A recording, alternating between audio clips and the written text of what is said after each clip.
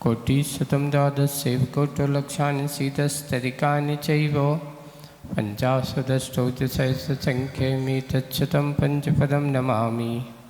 अरिहन्त्यभासयत्तं गणहरदेवीं गन्तियं समं प्रणमामि भक्तियुक्तो सदनानमो वयं शिरसा इच्छाइवन्ते श्रुतभक्तिकाउसगो कौतसालुचिम् अंगो भंगपैंगे पाहुडे परियम्मि सत्तपणमामि योपभुगय चूलिया चेव सत्तत्तैतुदं कहायं चयनिष्कालं अंचिमि पूजेमि वन्दामि नमन्सामि दुःखको कमको वहिलाओ सुगैगमनं समाहिवन्नं चिन्गुणसम्पत्ति होय मज्जं नवसो पर्वानेक स्वाध्याय विलयं पूर्वाचन किमीन सकल कर्म छार्तम वा पूजा वंदा समितम श्रीमदाचार्य भक्ति काव्यम करोमियम।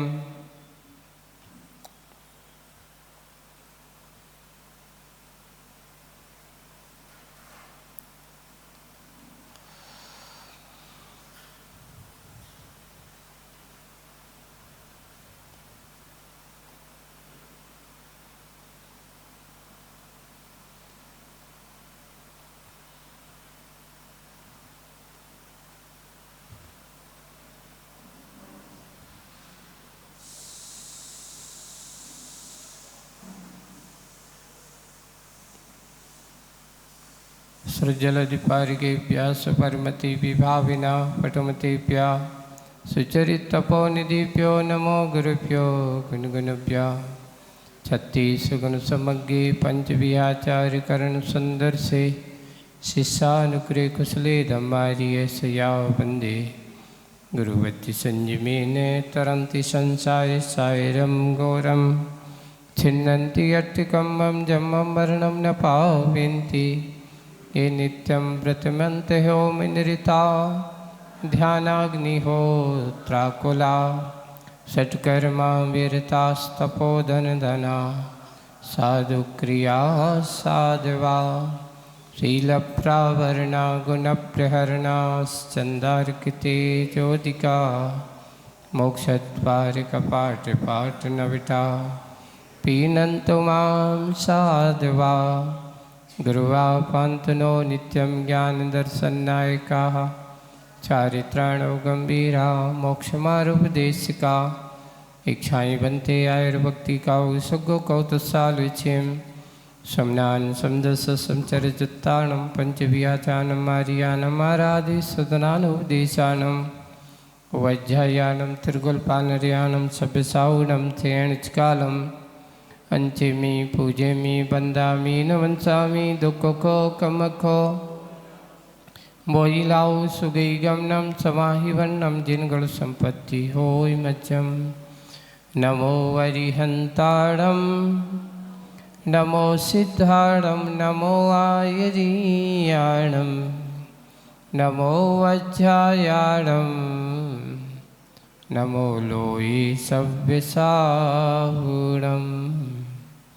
बोलो शासनिक भगवान महावीर स्वामी की। मूल नायक देवादिदेव 1008 श्री शंभुनाथ भगवान की। परम पूज्य आचार्य गुरुवर श्री विद्यासागर जी महाराज की। आचार्य श्री समय सागर जी महाराज की। अहिंसा परमो धर्म की।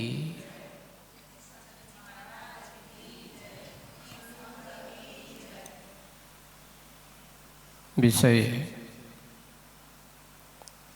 पात्रदान का चल रहा है। दाता और पात्र का विषय अपना कविता में कल प्रारंभ में बहुत अच्छे से आचार्य ने कि जब दाता पात्र की गवेषणा करता है, खोजता है, दान देने के लिए अतिथियों के निमित्त बनाता है। आज आपको अतिथि के बारे में जो कल बताया था, जिनकी कोई तिथि निश्चित नहीं होती वो कह लेते हैं अतिथि। अतिथि 2 प्रकार के होते हैं। एक और आपको बता देता हूँ। आचार्य भगवान ने भी कहा था एक चेतन अतिथि, एक अचेतन अतिथि भी है। चेतन अतिथि हमारे मुनिराज पंच परमेष्ठी हैं, आरिका है, एलक छुल्लक हदि, ये भी अतिथि की कोटि में ही आते हैं। ये अतिथि हमारे हैं, जितने भी ये पात्र हैं, आहार के पात्र हैं, ये अतिथि हमारे चेतन अतिथि हैं, जिनको हम निमित्त बनाकर अपनी कर्म की निर्जरा और भक्ति भाव से उनको आहार दान है, औषधि दान है, अभय दान, आवास दान है, चारों प्रकार के दान को देकर के श्रावक अपने अंदर के दातापन को और उज्जवल बनाता है। उसके अंदर की निर्मलता के परिणाम और अच्छे से जागृत होते हैं। जितना जितना श्रावक दान में योगदान देता है, उतना उतना उसके अंदर का सबसे पहले मोह भाव भी कम होता है। दान के देने से उसके अंदर की निर्मलता के परिणाम भी आते हैं। दान देने से उसका पुण्य का विशेष संचय करता है, और दान देने से अपने अंदर के पापों का प्रक्षालन करने का कार्य भी करता है। एक कार्य में अनेक फायदे होते हैं। कार्य एक किया जाता है, उसका लाभ कितना है, अनेक लाभ होते हैं। इसलिए दान को कभी छोटा मत ना, भगवान की पूजन को कभी छोटा मत समझना ना, अरे हम तो रोज करते, इसमें कौन सी बड़ी बात है, ऐसा नहीं। ये सोचना चाहिए कि आज तो मुझे बड़ा सौभाग्य है, और बड़े भक्ति भाव के साथ हम भगवान की पूजन और दान की क्रिया को करना ही चाहिए। तो कल जो बात अतिथि को बुलाया, अतिथि आपके घर पे आए हैं, तो दूसरा एक चेतन अतिथि है। और अचेतन अतिथि कौन है? तो जिनालय है, तीर्थ है हमारे। ये कौन से अतिथि हैं? ये भी हमारे जिनालय हैं। चेतन नहीं है, पर ऐसे उन चेतन स्वरूपी भगवंतों का आलय है, इसलिए चित्यालय कहा जाता है, जिनालय कहा है। ऐसे जिनेन्द्र भगवान का जहाँ पर स्थापना की गई है, उसका नाम जिनालय कहलाता है। चैत्य यानी प्रतिमा, जहाँ पर चैत्य प्रतिमा विराजमान होती है, उसका नाम चैत्यालय होता है। यानी छोटे रूप में उसको एक छोटा भगवान, जैसे घरों में लोग बना देते थे, बाहर रहते थे, तो उसको चित्यालय बना लेते थे। और बड़ा एक समाज के रूप में, बड़े रूप में बनाते थे, बड़े बृहद रूप में बना, उसको जिनालय कह देते थे। तो ये भी हमारे अचेतन अतिथि हैं। इनका रक्षण करना, संरक्षण करना, निर्माण करना, बनाना, क्योंकि जिनके अतिथि वो जिनके माध्यम से अपने पापों का प्रक्षाल हो, जिनको निमित्त बनाकर के श्रावक अपने अंदर के परिणामों को निर्मल करता हो, वो हमारे अतिथि हैं। और मंदिर में आप आते तो आप क्या करते हो? भगवान धन भयोग्य मेरो, उदय आयो, दरस प्रभु जी को लख लयो। ऐसा अपने आप को धन्य समझता है, वो भाग्य सौभाग्य अर्जित होता है।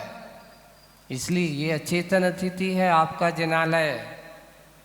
और मुनिराज पंच परमेष्ठी जो साक्षात आपके सामने, उसमें से 3 परमेष्ठी ले लो। अभी अरहंत परमेष्ठी तो अब साक्षात नहीं है, तो आचार्य, उपाध्याय और साधु, ये 3 परमेष्ठी हैं। आरिकाएँ हैं, एलक हैं, छुल्लक हैं, छुल्लिकाएँ हैं। ऐसे व्रती श्रावक आदि भी पात्रों की उत्तम पात्र कहा। सबसे अगर पात्रों की कोटि देखी जाए तो सबसे बड़ा कहा दान देने को उत्तम पात्र तीर्थंकर भगवंत, उसमें सबसे बड़ा केवली ऐसे मुनिराज। तीर्थंकर प्रकृति की सत्ता वाले, तीर्थंकर तो आहार नहीं करते। तीर्थंकर प्रकृति का जिस समय उदय हो जाए, अनंत अवस्था में कोई भगवान आहार नहीं करते, लेकिन तीर्थंकर प्रकृति की सत्ता वाले ऐसे मुनिराज हैं, उनको आहार कराते हैं, आहार देते हैं जब तक, तब उनके लिए उत्तम पात्र का। उसके बाद ऐसे सुत केवली भगवंत हैं, आदि आदि हैं, आचार्य परमेष्ठी हैं। आचार्य परमेष्ठी के बाद फिर उपाध्याय परमेष्ठी हैं। ये उत्तम पात्र की कोटि में है ये सारे के सारे। अब उत्तम में भी सर्वोत्तम मध्यम, उत्तम और जघन उत्तम नहीं होता। उत्तम तो उत्तम की श्रेणी में ही कहा गया है इनको। मुनिराज धीरे धीरे धीरे वो आचार्य हैं, उपाध्याय हैं, साधु हैं, ये सब उत्तम पात्र हैं। आहार दान के, ज्ञान दान के, आदि आदि। अब आप भी महाराज, भगवान महाराज के द्वारा, भगवान के द्वारा ज्ञान दान तो होता है, हम लोगों के द्वारा ज्ञान दान कैसे होता है? तो जिस समय तुम्हारे हिसाब से तुम अपना ज्ञान दान करते हो, है ना। उनको अगर किसी प्रकार के ग्रंथ आदि की कोई ज़रूरत है, किसी प्रकार के उनके स्वाध्याय आदि की ज़रूरत है, तो आप क्या करते हो? वो ला करके उनको उपस्थित कर देते, ये तुम्हारा ज्ञान दान है। महाराज ने उसको चिंतन मनन किया, उसको अपने आप को, आप लोग आए धर्मोपदेश के रूप में, उनने आपको वह जो बताया, मार्ग दिया, ये उनका ज्ञान दान हो गया। दोनों को एक दूसरे को आदान प्रदान। आप शास्त्र दे सकते हो, लेकिन हमारे भगवंत मुनिराज आपको शास्त्र के साथ साथ आपको जीने का सिद्धांत दे सकते हैं। उस सिद्धांत का मनन, रहस्य, अर्थ निकाल करके आपको अच्छे से समझा सकते हैं। इसलिए उनका स्वाध्याय, उनका ज्ञान दान इस प्रकार का हुआ करता है। अब श्रावक के यहाँ जब साधु जाते तो पात्र की दीनता, निरभिमान दाता में। एक और, पात्र की कभी दीनता नहीं। आप लोग कभी भैया क्या करें, कोई नहीं करेगा तो तुम करोगे, नहीं। दाता के ऊपर रहता है। दाता को जब भी देता है निरभिमान होना चाहिए, अभिमान नहीं।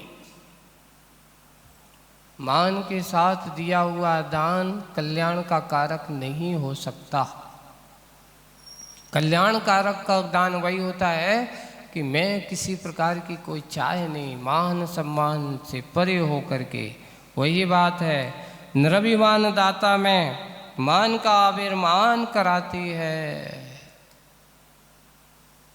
ऐसी अगर जो दाता, पात्र की दीनता, पात्र अगर अपने आप को ऐसा महसूस करने लगे भैया कोई नहीं है, महसूस करने आता है, तो अगर ऐसा होता है तो यहाँ पर निरभिमान दाता में मान का आविर्भाव कराती, पाप की पाली भारी पड़ती है, उसकी पाप भारी होने लगे। और बात चित्ता जिस जहाँ जिसके जीवन में पुण्य का प्रभाव ज़्यादा हो, पुण्य जब भारी होता है तो पुण्य के प्रभाव में आदमी का मान नहीं जागता, क्योंकि उससे के परिणाम, पुण्य के उदय में उसके परिणाम निर्मल होते हैं। पुण्य के उदय में आदमी के विचार अच्छे होते हैं, पुण्य के उदय में आदमी के जीवन में अच्छी सोच होती है, उसकी कहने का तरीका अच्छा होता है, लहजा अच्छा होता है, उस समय मान से नहीं जाए। लेकिन जिस समय पाप कर्म का उदय होता है, कसाय पाप कर्म के कारण हैं, पाप के देने वाले हैं, इसलिए कसायों का अगर उदय आ रहा है, कसाय चाहे मात्र के लिए क्रोध कसाय नहीं, क्रोध, मान, माया और लोभ, चारों कसायों का अगर पुट संबंध होता है तो समझ लेना मेरे पाप कर्म का उदय चल रहा है। और पाप कर्म का उदय जब चलता है तो अच्छे काम में क्या हो जाता है, अंतराय पड़ ही जाता है। इसलिए दाता हमेशा निर्भिमान होकर के और बिल्कुल किसी प्रकार का, किसी पाप की पाली भारी पड़ती है जब वह इसके अंदर मान आदि कसाय से युक्त हो जाता है तो, और पाप जब बढ़ने लगता है तो उसका पुण्य घटने लगता है। और जहाँ पुण्य घटा समझ लेना उसके अंदर के पाप की वृद्धि हो रही है। और स्वतंत्र स्वाभिमान पात्र में परतंत्रता आती चली जाती है। इसलिए कभी पात्र के अंदर दीनता के भाव नहीं हो। ये किसके ऊपर आधारित है बताओ?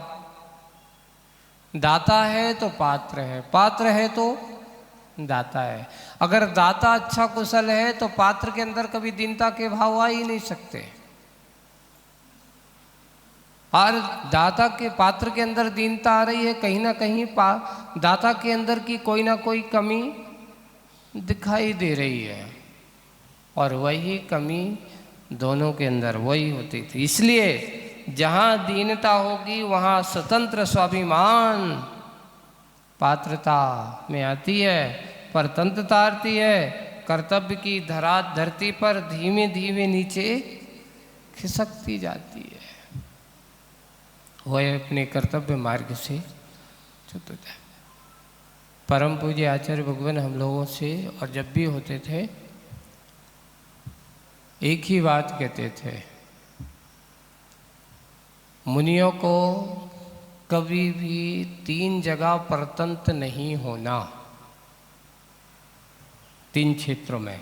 सबसे पहला, बिहार में परतंत्रता नहीं रखना, कि किसी की प्रतीक्षा मत करना कि वो आ जाते तो मैं बिहार करूं, वो नहीं आ रहे तो बिहार कैसे करूं। एक बिहार में कभी परतंत्रता नहीं रखना, एक आहार में कभी परतंत्रता नहीं रखना। आहार विहार इसमें कभी परतंत्रता नहीं रखना। क्यों? हम बैठ रहे, हम आहार को जाने, अब कैसे जाएं, वो तो है नहीं है, वो कौन कराएगा, हमें तो उसको बता दे। अगर ऐसा भाव होने लगा है तो तुम्हारे लिए पराधीन श्रावकों के लिए, श्रावक अपना काम करता है, कभी भी जो होगा देखा जाएगा। पहले से सोच कर के अपन करें तो इसमें परतंत्रता बनती चली जाती। किसी वेग के भरोसे, एक श्रावक के भरोसे नहीं, पाठदाता के भरोसे नहीं। इसलिए हमेशा एक काम करो, तुम अपना काम करो, वो अपना काम करेंगे, उनका अपना काम करने का तरीका है, तुम अपना काम करने का तरीका। निर्णय आपको करना है, कैसे चलना है, किस तरह चलना है, किस प्रकार चलना है। अगर हम, एक और आचार्य श्री कहते, देखियो तुम्हें कोई काम नहीं है, तुम निर्विकल्प हो, आपका कोई घर बार नहीं है, इनके भरोसे बैठोगे तो इनके बहुत सारे काम हैं, बहुत सारे विकल्प हैं। अब आप सोचोगे कि भी आपके विकल्प की पूरी करें, गृहस्थों को स्पष्ट कहते हैं। इसलिए कभी भी उनको दबाव भी मत देना। अगर वो आते हैं तो उनको प्रोत्साहन जरूर करना, लेकिन नहीं आते हैं तो उनको जाकर के टॉर्चर भी नहीं करना। आओ तो ठीक है, नहीं आओ तो भी ठीक है। प्रेरणा देना चाहिए, यार तुम लोगों को ऐसा करना चाहिए, तुम लोगों को इस प्रकार का कार्य होना चाहिए, ये तो होना चाहिए। अब नहीं करना हो, तुम जबरदस्ती करवा रहे हो, जबरदस्ती करवा रहे हो तो उसमें जबरदस्ती का कोई काम शिक्षा के ऊपर। इसलिए कभी किसी को बाध्य नहीं करना। तो पहला, आहार में पराधीन नहीं होना। दूसरा, विहार में पराधीन नहीं होना। तीसरा बिंदु कहा, जो कभी केशलोंच पराधीन नहीं होना। हम लोगों को स्पष्ट है, अगर शुरुआत में नहीं है तो संयम, ये स्वाश्रित क्रियाएं हमारा मूल गुण है। केशलोंच कभी भी आवश्यक रूपी क्रियाओं में, आवश्यक में कभी पराधीन नहीं होना, केशलोंच आदि में पराधीन नहीं होना। इनमें हमें स्वाधीनता रखना ही चाहिए, पराधीन नहीं होना चाहिए। अगर आप पराधीन होते हैं तो उसके अंदर दीनता के भाव उत्पन्न हो जाते हैं। क्या करें, जाना तो था लेकिन कोई नहीं आया सो हम नहीं गए, ऐसा नहीं हुआ तो नहीं जा पाए। नहीं, जाने का निश्चय करो, अपने आप का सोचो, किसी से, दूसरों से नहीं है। तो इस प्रकार की ये पराधीनता कभी नहीं होना चाहिए। श्रावक के यहाँ वे मुनिराज जाते हैं आहार के समय, और आहार के समय जाते हैं तो जो ऐसे होते हैं उस समय अगर एक दूसरे के अनुन्य आश्रित रहते हैं तो उसका क्या होता है, ना दाता अच्छा काम कर पाता है, ना पात्र भी अपना काम कर पाता। वही बात है कि स्वाधीनता के, स्वतंत्रता, स्वाभिमान पात्र में परतंत्रता लाती है, और कर्तव्य की धरातल पर धीमे धीमे खिसकती चली जाती है। तब वह लटकते दोनों अधर में। कौन लटकते? इधर पात्र भी और उधर भी। वो भी असमंजस में, तुम भी असमंजस में।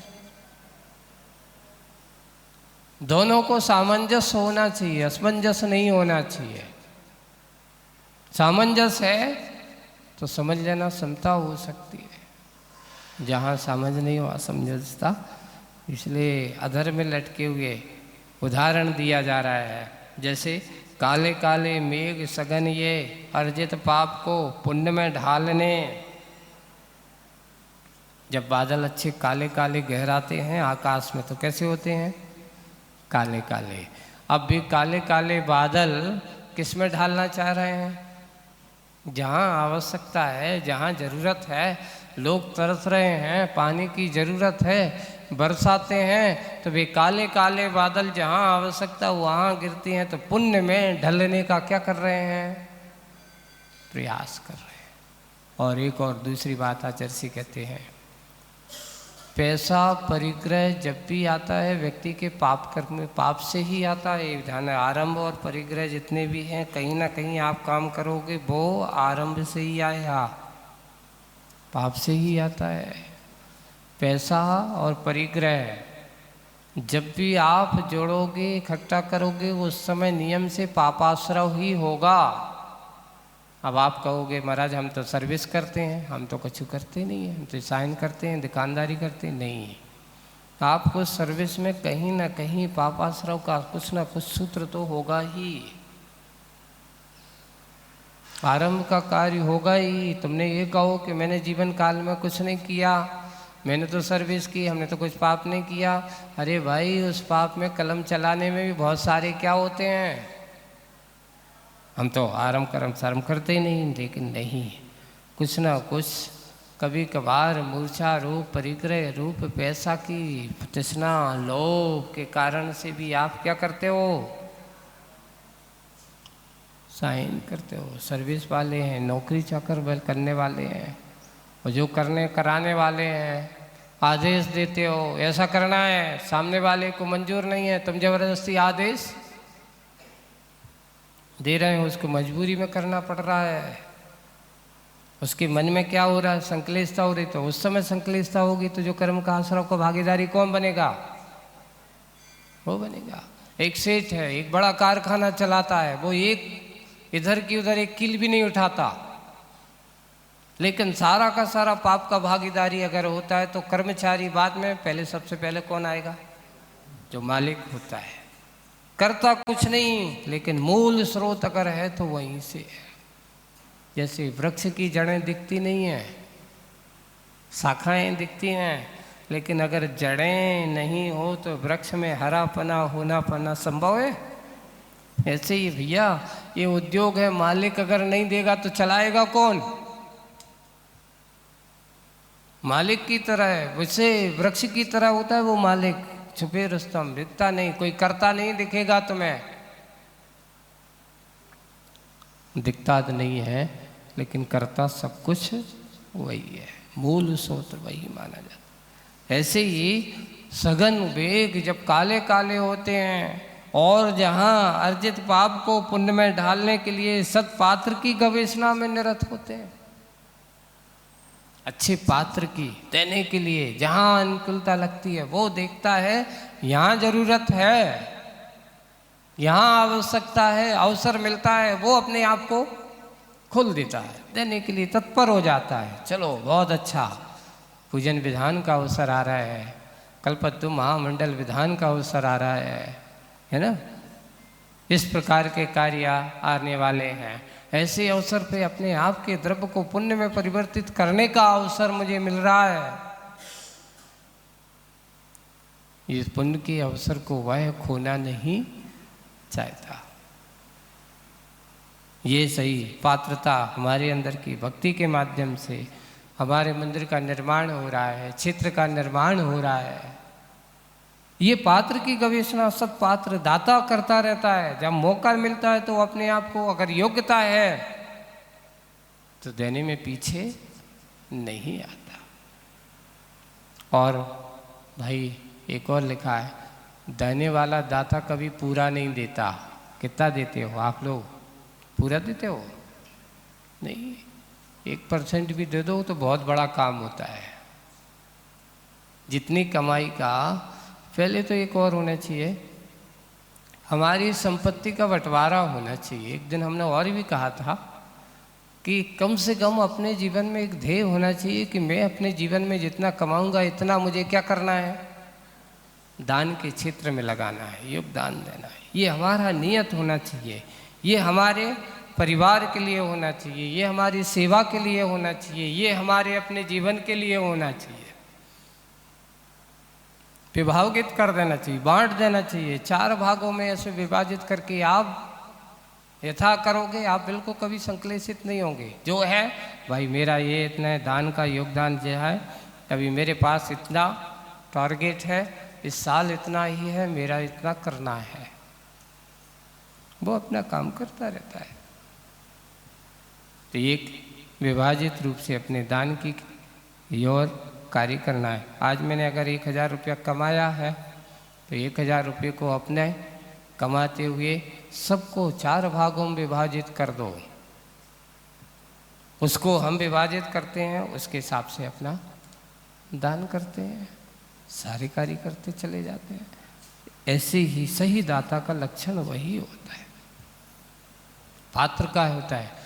मुनिराज हैं, वे अपनी चर्या करते हैं, चर्या करते समय वे कभी भी किसी प्रकार से कोई दीनता के भाव उनके मन में नहीं आते।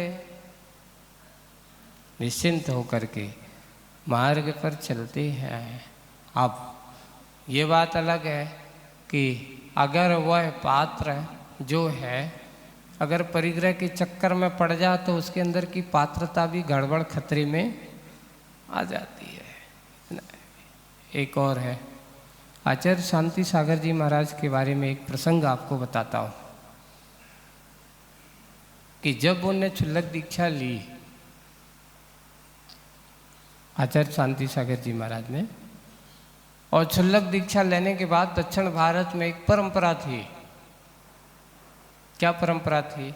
वहाँ जब महाराज की आहार हो जाने के बाद वहाँ पहले मठ आश्रम आदि की परंपरा है। वहाँ पर कोई भी महाराज है तो वहाँ जो उनके गुरु महाराज थे वो भी एक वहाँ के एक भट्टारक जैसे दिगंबर भट्टारक भी होते थे उस समय, देवीन की थी, तो उस भट्टारक के वो थे। और जैसे ही आहार होते तो वो लोग आते और मठ के भट्टारक जो ट्रस्ट के लिए एक अपना चांदी का क्या दे देते, उस समय कलदार चलते थे चांदी के रुपया ना, तो वो वहाँ पर देते थे, और नहीं देते थे तो प्रेरणा देकर के उनसे लेते थे।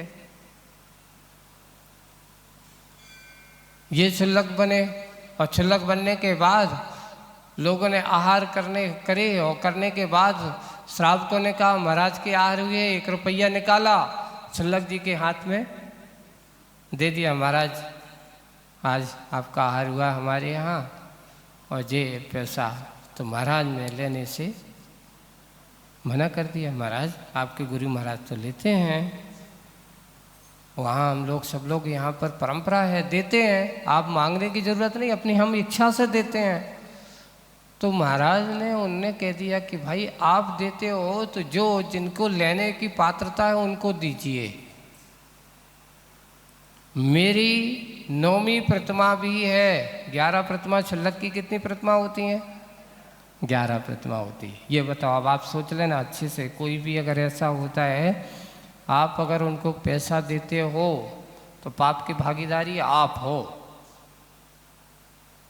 किसी मुनिराज के हाथ में जाकर के रुपया देते हो तो पाप की भागीदारी आप हो। इलक छुल्लक को हाथ में रुपया दे करके आते हो तो पाप की भागीदारी आप हो। बोले कि क्यों? शांति सागर जी महाराज ने कहा भाई देखिए, मेरी 11 प्रतिमाओं के संकल्प लिया है मैंने, उन 11 प्रतिमाओं में 9वीं प्रतिमा का नाम परिग्रह त्याग प्रतिमा है। क्या है? 9वीं प्रतिमा, 8वीं प्रतिमा आरंभ त्याग। अब स्वयं आरंभ सावर खेती किसानी और ऐसे आरंभ के कार्य नहीं करेगा। नौवीं प्रतिमा है परिग्रह त्याग प्रतिमा। अब मैं स्वयं धन पैसा जिसका त्याग कर दिया, मैं क्यों लूं? मेरा वस्त्र मात्र अब जी मेरे शरीर पर जो है बस यही मेरा है, इसके अलावा कुछ भी अब मेरा नहीं है। अगर आप किसी को भी समझदारी, अब आप लोग क्या करते हैं, अब क्या करें महाराज, भी मांगत हैं, जबरदस्ती कर रहे थे तो हमने दे दे। बिल्कुल नहीं। अगर आप करते हो तो सबसे बड़ी माप आपकी भागीदारी हो।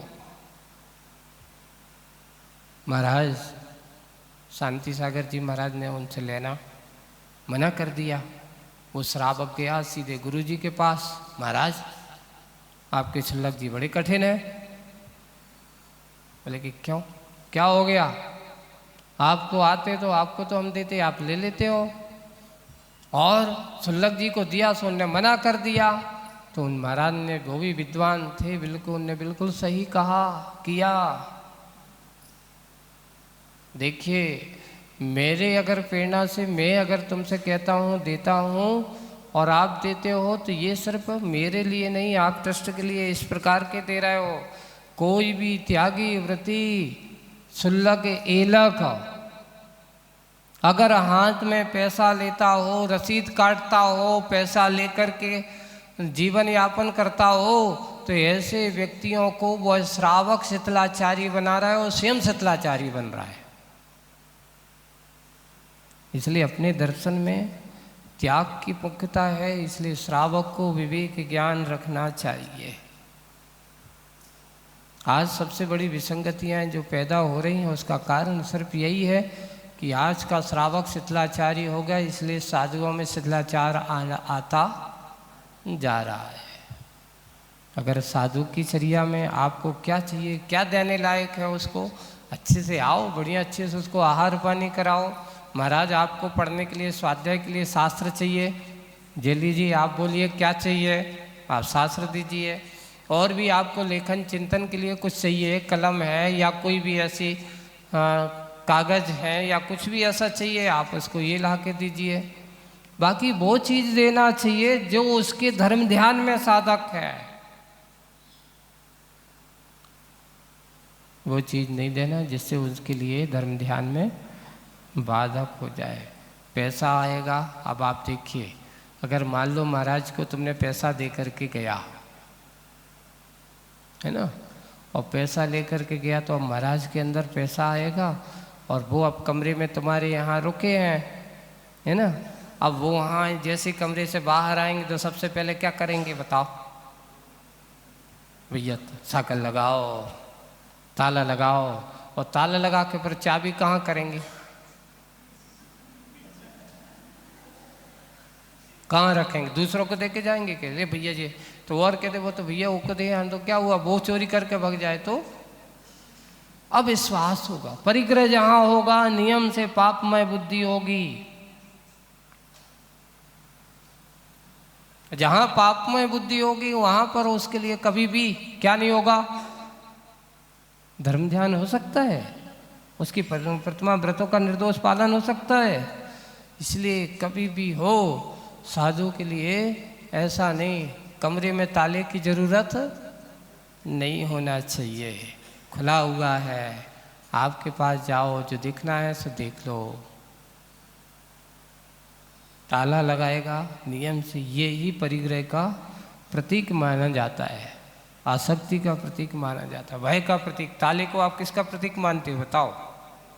हमारे आचार्य से कहते हैं मूर्छा का प्रतीक माना जाता है ताला। और मूर्छा जहाँ है वहाँ पर निष्परिग्रहतापना आ ही नहीं सकता है। मात्र अभी हम लोग कल अष्टपावड़ का स्वाध्याय कर रहे थे, उसमें लिखा था कि मात्र बाहर के वस्त्र त्याग आदि करने से, बाहर का अगर तुम परिग्रह त्याग करके बैठ गए हो और अंतरंग में अभी भी आसक्ति बनी है, तो आपको इस प्रकार के त्याग करने से कोई मतलब नहीं है, वह त्याग आपका व्यर्थ है, वह त्याग आपकी कर्म निद्रा का कारण नहीं है, वह राग है, उसके अंदर वो परिग्रह के प्रति मूर्छा है।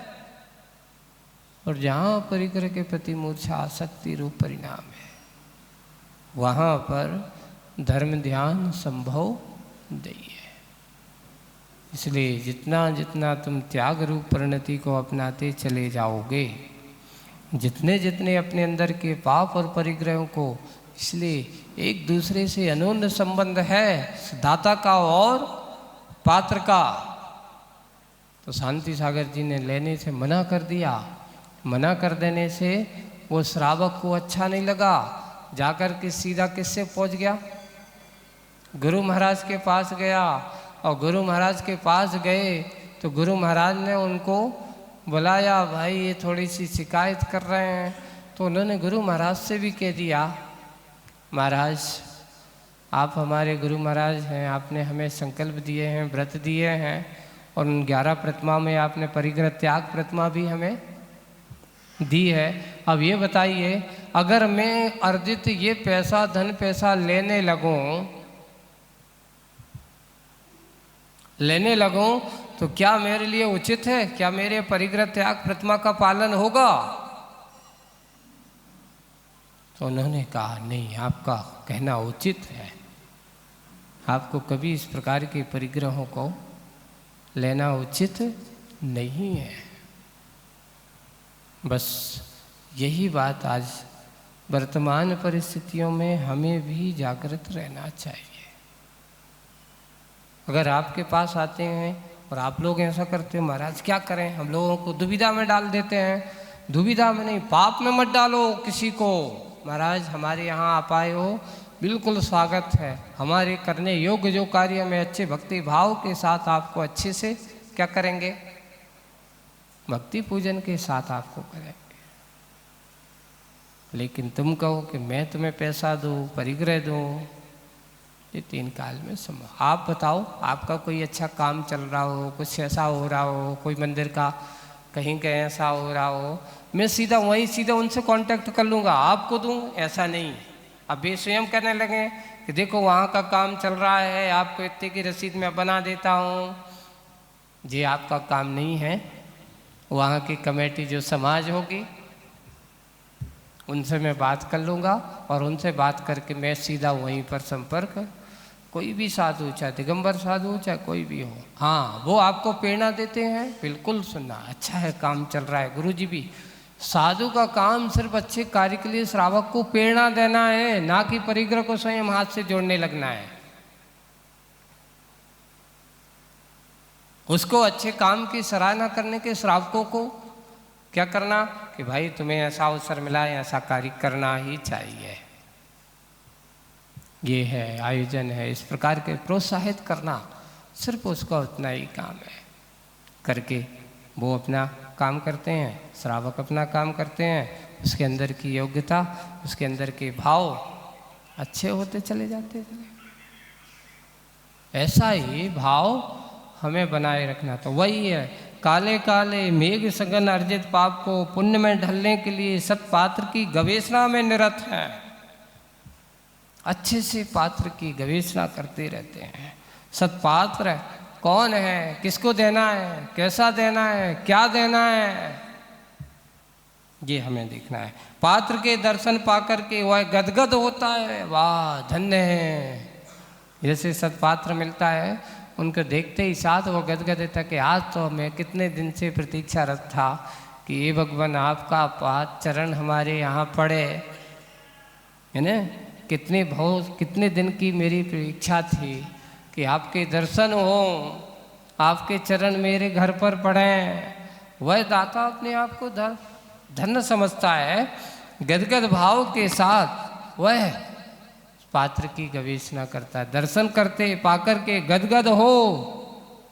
बादलों का उदाहरण, जैसे वहाँ जब देखा वो आकाश में घुमड़ते हुए बादल हैं और उन्होंने देखा कि यहाँ का दबाव ज़्यादा है, यहाँ आवश्यकता ज़रूरत है, क्योंकि धरती का एक आकर्षण होता है, बादलों का गिरना ये व्यक्ति पात्र का आकर्षण होता है। वैसे ही सत्पात्र भी दाता की ओर दृष्टि रखते, भाई यहाँ पर इसकी आवश्यकता है, इसका पुण्य मुझे बुला रहा है।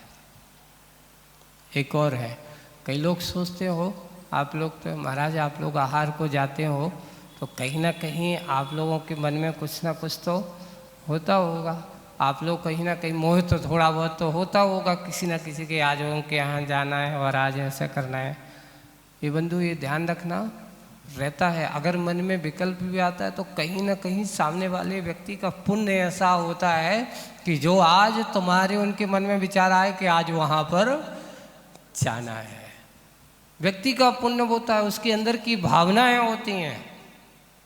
और जब भावनाएं बलवती होती हैं तो सामने वाले के अंदर संप्रेषण होता है, और संप्रेषण होता है तो वो पात्र उनके यहाँ पहुँच जाता है। और नहीं पहुँचा है कहीं ना कहीं कुछ ना कुछ हमारे दानंतराय कर्म में कुछ ना कुछ अभी क्षयोपशम नहीं है, ऐसा सोचना, ये मत सोचना पक्षपात करना है। लाभांतराय कर्म, हाँ कहीं ना कहीं हम सोचते हुए, आपको एक बार का संस्मरण सुनाता हूँ आचर्षी का, सुनिए, प्रकटल कुंडलपुर का है कि देखिए सामने वाले का जब तीव्र अंतराय कर्म का उदय होता है, अंतराय कर्म का उदय होता है, सामने खड़ा होकर के पात्र को नहीं दिख रहा है।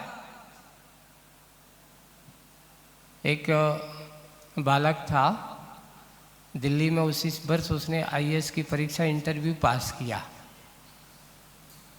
इंटरव्यू पास करके उसकी ट्रेनिंग के लिए उसको जाना था, और महाराज जी हमें ट्रेनिंग को ले जाना है, तो आचर्षी के पास अच्छे दिल्ली साइड का लड़का था, वो आया और जुड़ा हुआ था, क्योंकि बचपन से ही माता पिता के साथ वो उसका आना जाना लगा रहता था और आचर्षी संघ से जुड़ा हुआ था।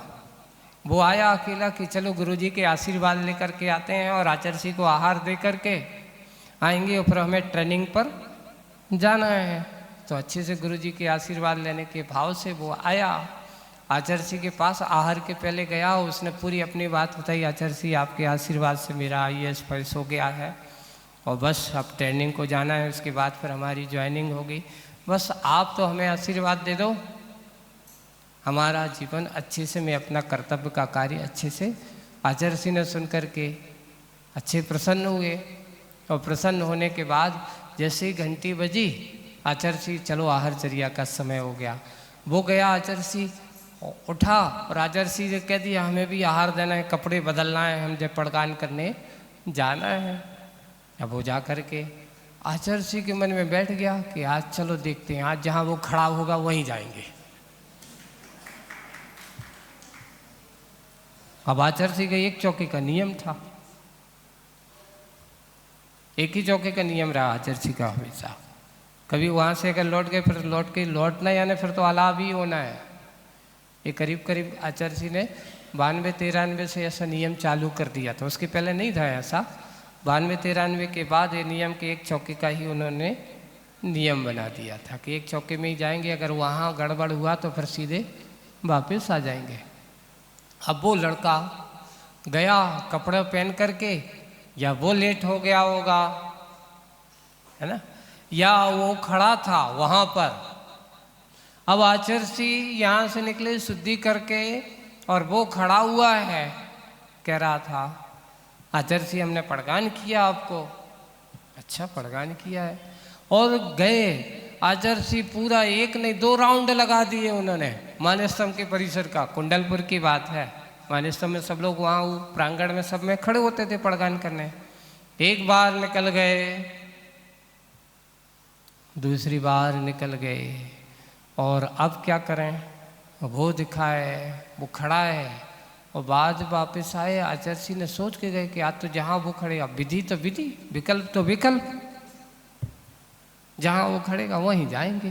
अब आचर्षी ने सोचा अब क्या करें, विकल्प तो अब पूरा हुआ नहीं, लगता है ये कहीं चला गया हो। आचर्षी आए और सीधे मंदिर में अंजलि छोड़ी, कायेश्वर के आकर के बैठ गए, अलाप कर दिया। अब वो लड़का आया भागा भागा, हम तो बड़ी सोच करके आए थे, आचर्षी आ रही और आपको अलाप हो गया। आचर्षी पूछते अरे भगवान तू खड़ा कहाँ था ये तो बता। आचर्षी मानसम क्यों वहाँ खड़ा था, मैं तो पास में ही उनके चौके में, उसने जिसके यहाँ खड़ा था। नाम बताया। मैं 2 बार निकला हूं। बोले कि महाराज दोनों बार मैंने पड़गान किया आपको, दृष्टि नहीं गई। देखिए दोनों का, यहाँ पर किसका अंतराय कर्म का उदय, लाभांतराय कर्म अपना पात्र का, और दाता का किसका उदय, दानांतराय कर्म का उदय। उसको देने के भाव हैं पर आज वो दे नहीं पाए। पात्र का लाभांतराय कर्म का उदय, अंतराय चल रहा था, सही सम नहीं था, लेने के भाव तो थे पर सामने वाला नहीं मिला, नहीं दिखा, वो वापिस आ गए। आचर्षि के सामने वो रो रहा है। आचर्षि हमने तो सोचा था, बोले कि क्या करे, तेरा कर्म का उदय है, मेरा भी कर्म का उदय है, मुझे दिखा नहीं और तुझे देने में लाभ मिलना नहीं था, नहीं मिला, अब क्या करें। बोले अब तो जो कुछ होगा कल ही होगा, आज तो अब सब माला फेरो, और क्या कर सकते हैं, क्योंकि अब जो होना तो मुनि महाराज एक बार ही चर्या को उठते हैं, एक बार जाने के सिंह वृत्ति है, बार बार नहीं कि जितनी चाहे बार उड़ जाओ जब तक आरो नहीं। ये लक्ष्य लोगों को विधान नहीं, लेकिन मुनि राजों को नियम है कि एक बार के बाद पुनः दूसरी बार चर्या कल ही आएंगे। अब दूसरी बार तो आज का दिन तो पूरा हो गया, अब तो कल ही मिलेगा, आज नहीं होने वाला है ऐसा। अब आचर्षि के उसको बहुत विकल्प हो रहा है। आचर्षि क्या करें, क्या बताऊं भाई, बस इतना ही है कि पात्रता और इस प्रकार की जो हुआ करती है दाता के अंदर भी और पात्र के अंदर भी, दोनों के परिणाम इसलिए उसका पुण्य खींचता है। जैसे बादलों के लिए उदाहरण दे रहे हैं कि सतपात के दर्शन पाकर गदगद हो, वो कैसे वे गड़गड़ाहट ध्वनि करते हैं, बादल क्या करने लगते, गड़गड़ाने लगते हैं।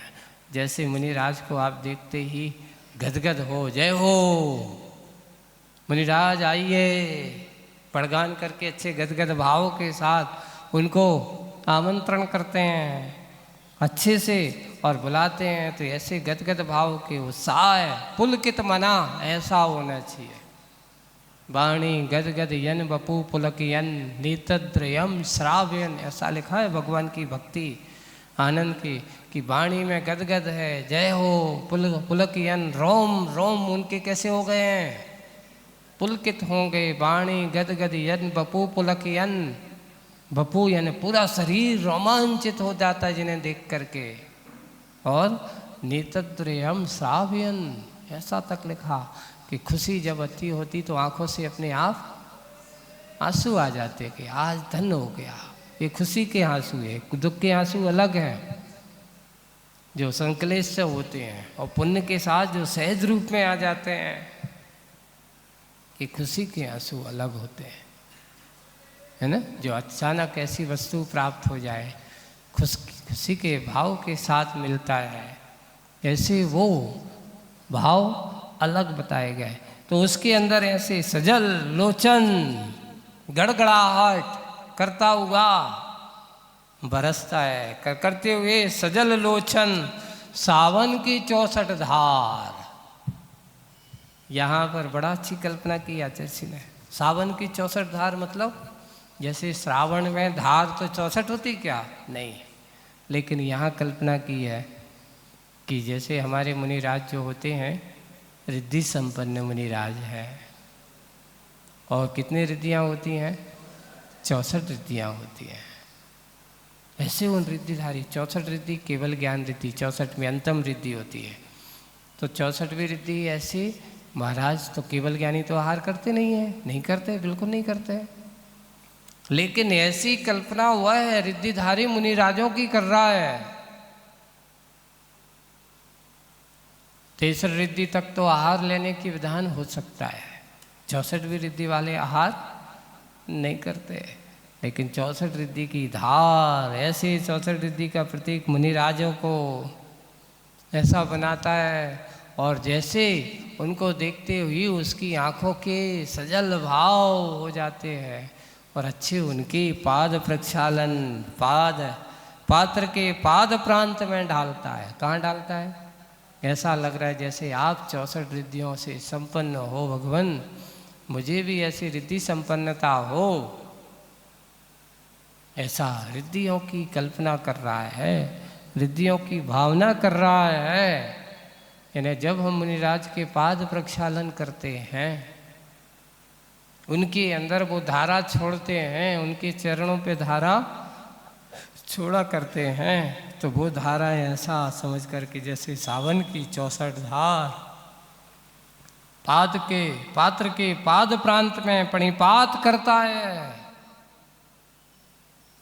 उनके चरणों में वह डालता है। डाल करके बहुत अच्छे से फिर तो धरती के ने बादल की कालिमा धो डाली हो, जैसे ही वह उनके चरणों में डालता है तो अपने अंदर की कालिमा को धो डालता है।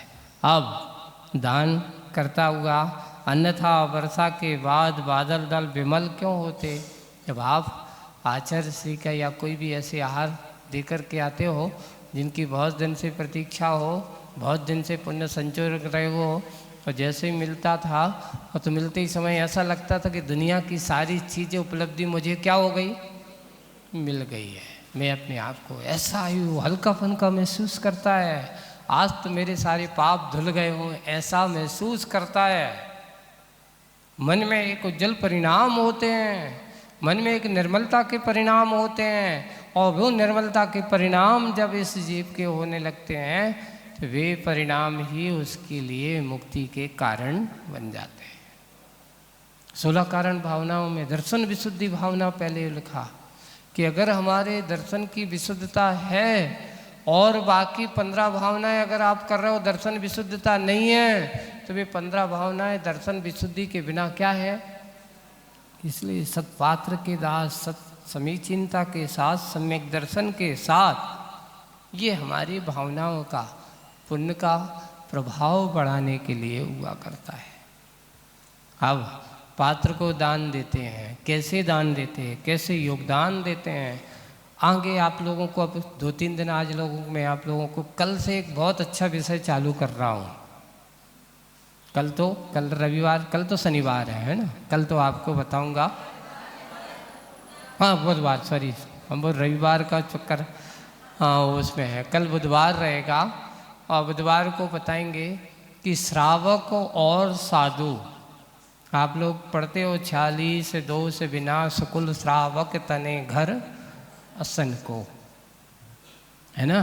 तो 46 दोष कौन से हैं? आपके निमित्त से भी महाराजों को क्या होते हैं, चर्या है। आहार चर्या के माध्यम से 46 दोषों का कैसे कैसे दोष कर्म का बंध आप कर लेते हो, और साधु के भी व्रतों में दोष लग जाते हैं।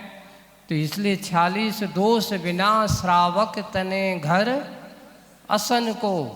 सिर्फ आप सोचेंगे महाराज कैसी कैसी गलतियां होती हैं। आपको कल से आपको मुनिराज की आहार चर्या के विशेष बात जो नहीं आ पा रहे हैं उनको भी बता देना कि कल से ज़रूर आना, है ना।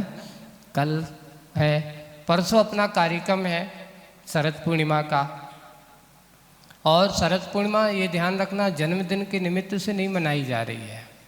ये प्रचार हमारे आचार्य भगवान ने कभी भी जन्मदिन का समर्थन ना किया है, ना करेंगे, ना हम करने वाले हैं। शरद पूर्णिमा का अर्थ हमारा एक ऐसा है कि जैसे चांद एक अपनी दिव्य ज्योत्सना के रूप में हुआ करता है ना।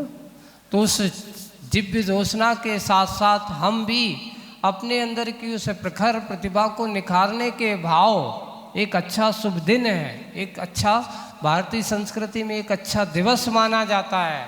और ये संयोग है कि ऐसे शुभ दिन पर ऐसे संयोग बना हुआ है, संयोग बना हुआ है, तो हम भी उस योग में अच्छे स्वर्ण में और स्वर्णिम बनाने की कोशिश करें। हमारे समाज की ऐसी उभरती हुई प्रतिभाओं को निखारने का कार्य किया जा रहा है। आज हम एक प्रतिभावान का सम्मान करते हैं तो उस प्रतिभा को देख कर के हमारे अंदर की 10 प्रतिभाएं तैयार होती हैं। तो ये प्रतिभा सम्मान का उद्देश्य हमारा यही है कि हमारे आने वाली समाज की प्रतिभाओं में और निखार हो। तो ऐसे शरद पूर्णिमा पर ऐसे 10-10 मुनिराजों का दीक्षा दिवस का दिन भी है। उस दिन आचार्य जी ने नेमाभर में एक नहीं पूरे 10 मुनिराजों को अपूर्व सागर से लेकर के प्रसाद सागर जी तक, आज हमारे उन मुनिराजों में करीब करीब 4-5 मुनिराज आज भी हैं। जैसे अपूर्व सागर जी महाराज थे, प्रशांत सागर जी महाराज, इन दोनों महाराजों की समाधि हो गई है ना। निर्भीक सागर जी महाराज हैं, इंदौर में विराजमान हैं। और उसके बाद फिर और भी हैं, निर्णय सागर जी हैं, और क्या नाम अपने, उसके बाद विनीत सागर जी हैं जो खजुराहो में विराजमान हैं। और उसके बाद फिर और भी हमारे महाराज प्रसाद सागर जी हैं जो जबलपुर में विराजमान हैं। ऐसे 10 महाराज, जिसमें 3 महाराज का समाधि मरण हो गया है। उनका प्रभचंद सागर जी महाराज थे तो उनका भी है। ऐसे 10 महाराजों का मुनि दीक्षा दिवस है। ऐसे मुनि दीक्षा दिवस पर हम पूज्य आचार्य भगवान की गुरु आराधना के रूप में आचार्य श्री के 36 महाअर्घों से प्रातःकाल भक्ति आत्मक का कार्य किया जाएगा। और जो अपन ने तैयारी की है कल परसों आनंद वाटिका में, ऐसे भक्ति भाव के साथ पूज्य आचार्य भगवान का गुणगान, ये उनके अभाव में पहला महोत्सव अपन करने जा रहे हैं। बड़े अच्छे भक्ति भाव के साथ हम सब करेंगे। उसको जो आप लोगों को दिया है अभी से उसके अच्छे से भाव जमा लो। पात्रता की बात जो कही गई है वो पात्र भी अच्छे आपको बन जाओ, क्योंकि देखिए इस प्रकार के कार्य हमारे जीवन काल में ये गुरु आराधना महोत्सव का भी एक कार्य माना जाता है। ऐसे गुरु आराधना महोत्सव के इस कार्य को भी हम अच्छे से मनाएंगे और मनाते हुए इस कार्य को हम करेंगे। सबसे पहले जितने भी हमारे बच्चे हैं उनके लिए भी मार्गदर्शन, एक गाइडलाइन मिले। तो आपके बच्चे घर पर हैं और नहीं है तो बाहर हों, इधर उधर और रिश्तेदारों के बांसवाड़ा, बागीदौरा, घाटोल, बारोदिया, नौगावा आदि आदि जो आसपास प्रतापपुर आदि के जितने भी हैं उन लोगों को भी सूचना दें कि इस प्रकार के हमारे अच्छे वक्ताओं के द्वारा जिनका सम्मान नहीं भी होना है तो कम से कम वे आकर के उन सम्मानित होने वाले बच्चों को देखेंगे तो उनके अंदर भी क्या होंगी, भावना जागृत होती कि मैं भी ऐसा कुछ करूं। उनके अंदर भी एकाग्रता, एक लक्ष्य मिलता है, उनको भी एक मार्गदर्शन मिलता है, एक रास्ता मिलता है। और साथ साथ हमारे अच्छे मोटिवेशन वगैरह करने वाले अच्छे IAS और भी अच्छे दिल्ली के बहुत अच्छे प्रकार वक्ता हैं उनको भी। और ऐसा नहीं कि सिर्फ बच्चों ही को आना है, आप लोग भी अच्छी जल्दी भोजन पानी करके पहुंच सकते हो, है ना। समय निकाल लें उस दिन, एक दिन थोड़ा सा एक सोचना चाहिए कि आज हमारा गुरु आराधना महोत्सव का ये कार्यक्रम है तो उसको हम बहुत अच्छे से करेंगे। और करते हुए आगे की बात आपको और वो बता रहे हैं। इतना ही बोलिए परम पूज्य आचार्य गुरुवर श्री विद्यासागर जी महाराज।